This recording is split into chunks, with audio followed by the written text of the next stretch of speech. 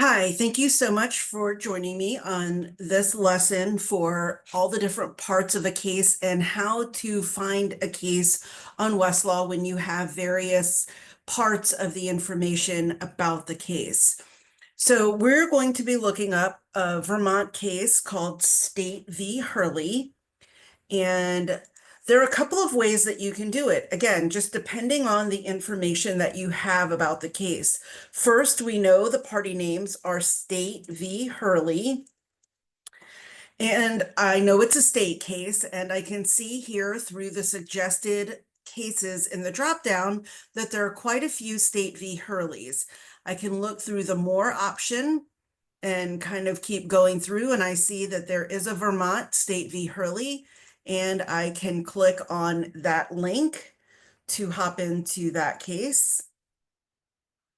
And this is our case, and we can look through here, the prohibiting obstruction of a car's windshield. This is the case that I was looking for.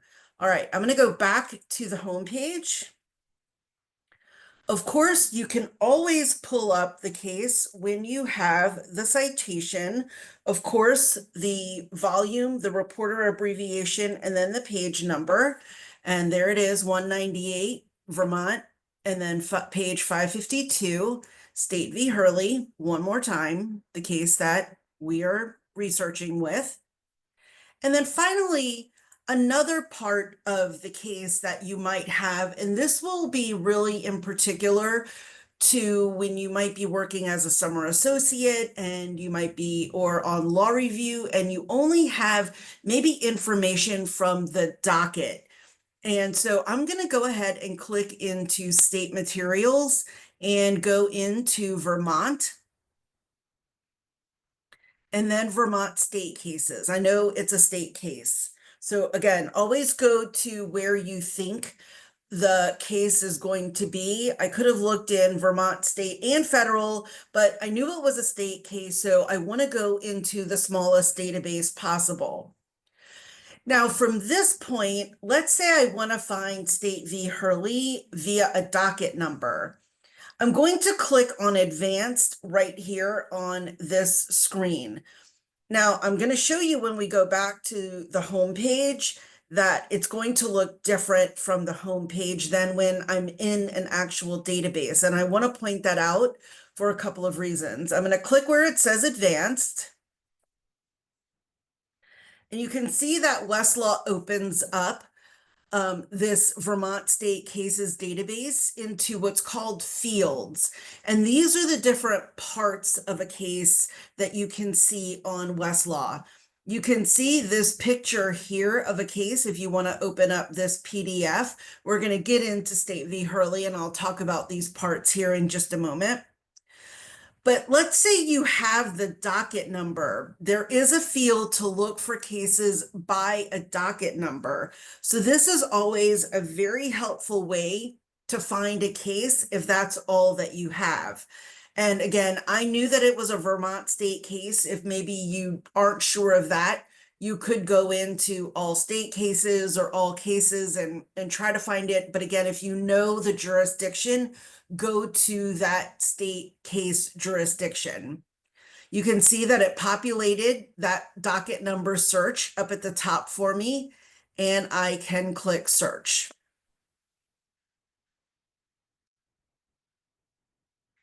And it pulled up my State v. Hurley case for me.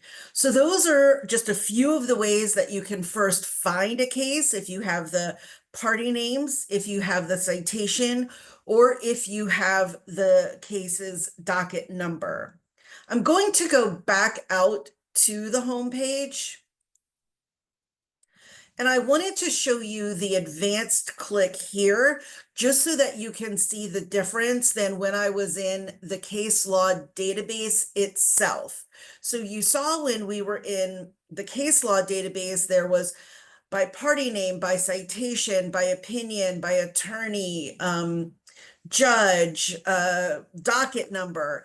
If I was on this screen and clicked advanced, there's not going to be as many options in the fields. And that's because it's searching so much of Westlaw from this main page search.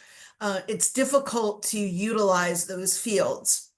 It's another great reason to try to find the database where you think your information is going to be so that you can utilize those tools like the fields when you are looking for cases. To me, it's one of the best ways to search and to know how to search. All right, I'm going to go back to State v. Hurley.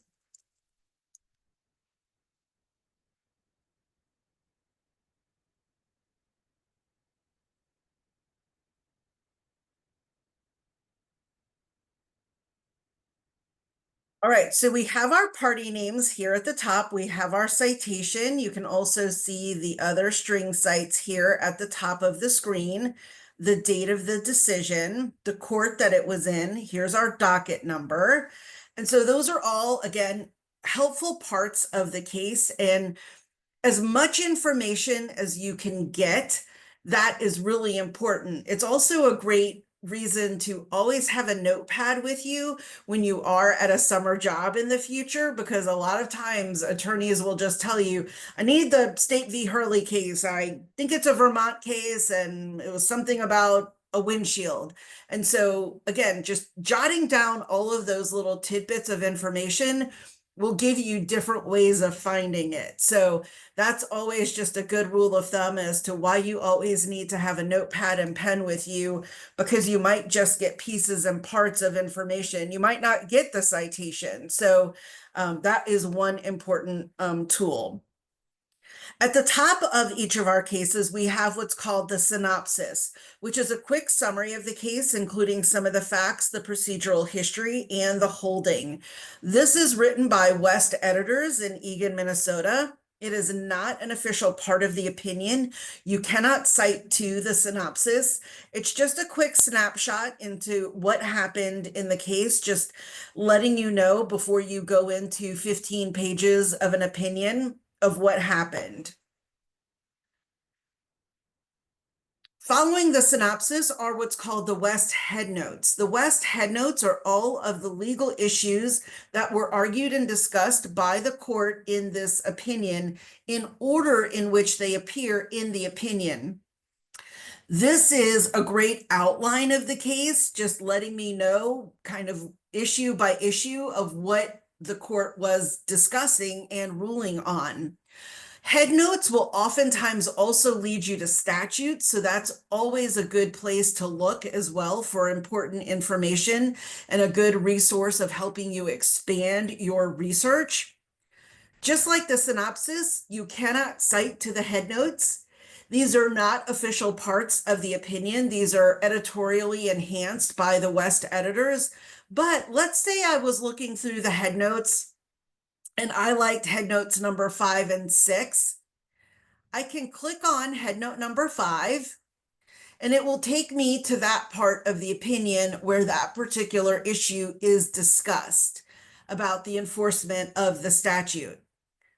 Don't forget that you can annotate your documents on Westlaw. Again, you can annotate how you want. Let's say I want to annotate this in green and talk about